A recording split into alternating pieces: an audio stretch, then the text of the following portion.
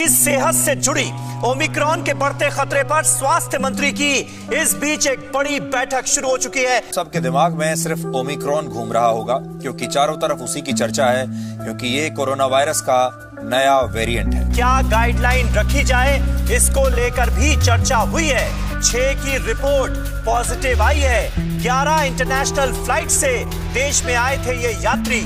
इनमें से कई यात्री रिस्क वाले मुल्कों से भी भारत में आए हैं। क्या सच में जनवरी तक बंद रहेंगे सभी स्कूल? ओमिक्रॉन ने 33 देशों को लिया अपनी चपेट में। पूरी दुनिया में हाई अलर्ट। भारत में भी लगातार बढ़ रहा है खतरा। क्या देश एक बार फिर से लॉकडाउन 3 की तरफ जा रहा है? क्या स्कूल फिर जनवरी तक बंद होने वाले हैं? स्वास्थ्य मंत्रालय में लगातार मीटिंग चल रही। सभी इंटरनेशनल एयरपोर्ट्स पर चेकिंग्स बढ़ा दी गई हैं।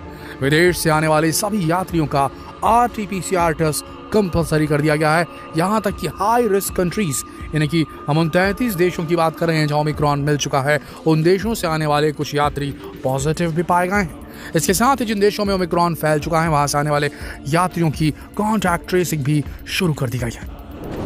लेकिन स्वास्थ्य मंत्रालय के लिए सभी विदेशी यात्रियों को ट्रेस करना एक बड़ी मुसीबत बनता जा रहा है, क्योंकि कई लोगों ने अपने फ़ोन नंबर और एड्रेस ही गलत दिए हुए हैं।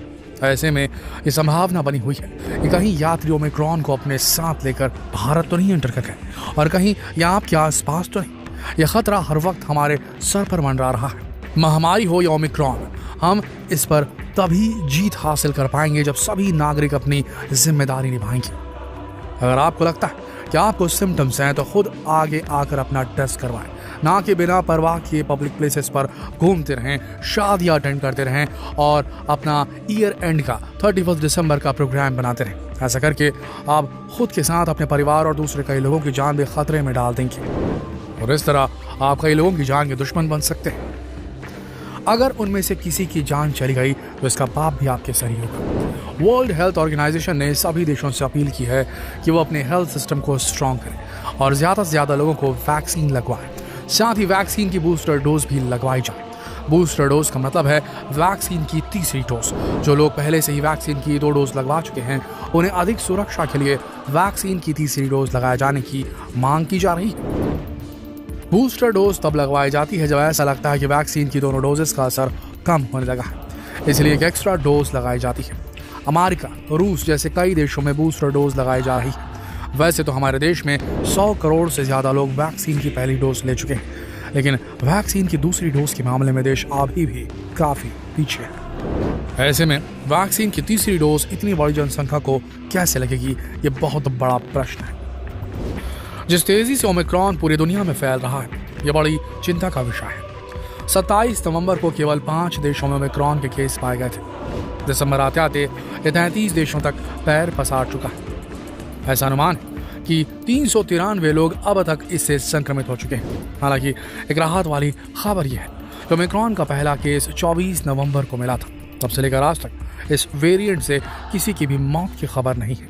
इससे ऐसा लगता है कि शायद ये संक्रमण फैलता तेजी से हो, पर ये पहले आई महामारी के वायरस जितना जानलेवा शायद अभी कंफर्म नहीं है, शायद ना हो। अभी ये अपने शुरुआती चरण में, अभी ये सब अनुमान लगाना बेईमानी है। वैसे अभी इस पर हमें किसी ठोस रिजल्ट का वेट करना होगा, क्योंकि अभी डॉक्टर्स और साइंटिस्ट इस पर रिसर्च कर रहे हैं और उम्मीद है कि जल्द ही कोई अच्छी न्यूज़ हमें मिलेगी। लेकिन इस सब के बावजूद सरकार कोई रिस्क नहीं लेना चाहती, इसीलिए सरकार ने सभी राज्यों को लेटर लिखकर एयरपोर्ट पर सुरक्षा इंतजाम बढ़ाने की बात कही है। साथ ही हाई रिस्क वाले देशों से आने वाले सभी यात्रियों की पूरी जानकारी रखने को कहा गया है। इसके अलावा सभी यात्रियों को RT-PCR टेस्ट भी कराना कंपलसरी कर दिया गया है, जो फॉरेन कंट्रीज से इंडिया एंटर करेंगे। लेकिन रिपोर्ट से पता चलता है कि RT-PCR टेस्ट सिर्फ ये बताता है कि आप महामारी से संक्रमित हैं या नहीं, उसे ये कंफर्म नहीं होता कि आप किस वेरिएंट से संक्रमित हैं महामारी के, जिसकी वजह से जीनोम सीक्वेंसिंग जरूरी हो जाती है।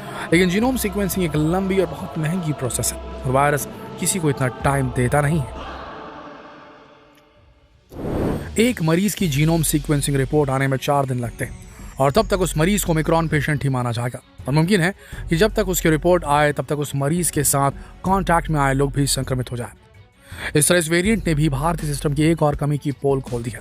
जी हाँ, महामारी का हर वेरिएंट हेल्थ सिस्टम की किसी न किसी कमी का फायदा उठाकर हम पर हावी हुआ है हर बार। जिस तरह महामारी के पहले वेरिएंट ने देश की स्वास्थ्य सेवाओं की पोल खोल दी थी, वहीं डेल्टा वेरिएंट ने ऑक्सीजन की कमी को जग जाहिर कर दिया था। उसी तरह ओमिक्रॉन वेरिएंट ने भी जांच में होने वाली देरी का फायदा उठाया है। ओमिक्रॉन डेल्टा वेरिएंट से 5 से 7 गुना ज्यादा तेजी से फैलता है, लेकिन ये पकड़ बहुत धीरे आता है और इसीलिए इससे खतरा ज्यादा बढ़ जाता है। वैसे अगर सरकार की माने तो उनका अनुमान है कि भारत में इसका प्रभाव और गंभीरता दूसरे देशों से कम हो सकती है, क्योंकि हमारे यहाँ डेल्टा वेरिएंट और वैक्सीनेशन की वजह से लोगों में इम्यूनिटी डेवलप हो गई है और अब इस वेरिएंट का उन पर इतना इफेक्ट नहीं होगा। इसलिए सरकार लोगों से लगातार वैक्सीन के दोनों डोज लगवाने की मांग कर रही है। सरकार अभी हालात की समीक्षा कर रही है और सरकार ने अभी फिर से लॉकडाउन और स्कूल बंद करने को लेकर कोई निर्देश जारी नहीं किए, लेकिन आसार उस प्रकार के नजर आ रहे हैं जिस तरीके से कड़ाई बरती जा रही, तो हो सकता है बच्चों के लिए स्कूल्स बंद कर दिए जाए, पर अभी कोई निर्देश नहीं आया। अगर ताज़ा हालात की बात करें तो देश में पिछले 24 घंटों में महामारी के 9,216 नए केसेस सामने आए हैं। रिकवरी रेट की बात करें तो 98.35% है। पिछले 24 घंटे में 8,612 लोग महामारी से ठीक हुए हैं। अब तक कुल 3,40,45,666 लोग ठीक हो चुके हैं। वीकली पॉजिटिव रेट 0.84% है, जो कि पिछले 19 दिनों में 1% से नीचे है। अब तक कुल 125.75 करोड़ वैक्सीनेशन हो चुका है, जिसमें से 46 करोड़ लोग वैक्सीन की दोनों डोज लगवा चुके हैं, लेकिन इसके बावजूद भी अभी देश की एक बड़ी जनसंख्या पर खतरा मंडरा रहा है। अब बात करते हैं ओमिक्रॉन के लक्षण की। बहुत ज्यादा थकान, हल्का सर दर्द, पूरे शरीर में दर्द, गले में खराश, सूखी खांसी। अगर आपको इनमें से कोई भी लक्षण दिख रहे हैं तो बिना लापरवाही के तुरंत डॉक्टर के पास जाएं। ओमिक्रॉन के केस में आपको स्वाद और गंध महसूस ना होने जैसी परेशानी नहीं महसूस होगी, इसलिए इनका वेट ना करें। वहीं डॉक्टर्स ने यह भी बताया कि डेल्टा जैसे अन्य संक्रामक म्यूटेंट के साथ महामारी के ओमिक्रॉन वेरिएंट से संक्रमित लोगों में से कुछ मरीज एसिम्प्टोमेटिक यानी बिना लक्षण वाले भी हैं।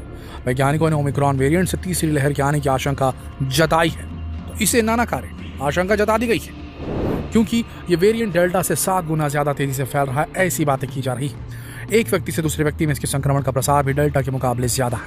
पहचान होने से पहले ही ये जो वेरिएंट है 32 बार म्यूटेट कर चुका है। हालांकि एक्सपर्ट्स का ये भी कहना है कि अगर जरूरी एहतियात बरते जाएं तो जरूरी नहीं कि तीसरी लहर आए। हमें सावधान रहने की जरूरत है। WHO ने शादी, अन्य समारोह, उत्सवों और भीड़ वाले आयोजनों में सभी एहतियाती उपाय करने की सलाह दी है। साथ ही मास्क और सोशल डिस्टेंसिंग को कड़ाई से लागू करने के निर्देश दिए।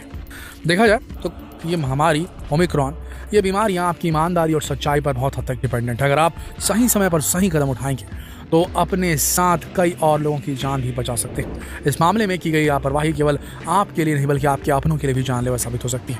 इसलिए जैसे ही आपको लक्षण नजर आए तुरंत अपने आप को आइसोलेट करने और डॉक्टर से सलाह लें। देखिए, जहाँ से निकला है ये वायरस ओमिक्रॉन जो म्यूटेंट है, साउथ अफ्रीका से जहाँ से बात की जा रही है, आपको बता दें वहाँ वैक्सीनेशन पूरे नहीं हुए और वहाँ पर जितने यंग लोग हैं अभी भी वो उतने अवेयर नहीं है और उतना वैक्सीनेशन उनका नहीं हुआ है।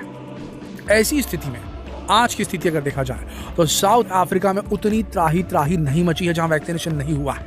मतलब ओमिक्रॉन जानलेवा नहीं है, अभी तक नहीं परसीव किया जा सकता है खबरों की बात अगर माने, क्योंकि जहाँ से निकला है वहाँ तो त्राही नहीं मची। जबकि वहाँ का हेल्थ सिस्टम, जोहान्सबर्ग का हेल्थ सिस्टम की अगर बात की जाए तो उतना लचर है कि वो हैंडल नहीं कर पाएगा अगर वो महामारी वहाँ पर आउटब्रेक हो गई। 7 गुना ज़्यादा तेज़ी से अगर ओमिक्रॉन फैल भी रहा है वहाँ पर तो वहाँ मौतें नहीं हो रही हैं। तो इससे ये भी कयास लगाए जा रहे हैं कि ओमिक्रॉन एक हवा बनाया जा रहा है न्यूज़ चैनल्स के द्वारा और कुछ नहीं। तो डरिए नहीं, भय नहीं, आपको समझदारी से काम लेना है।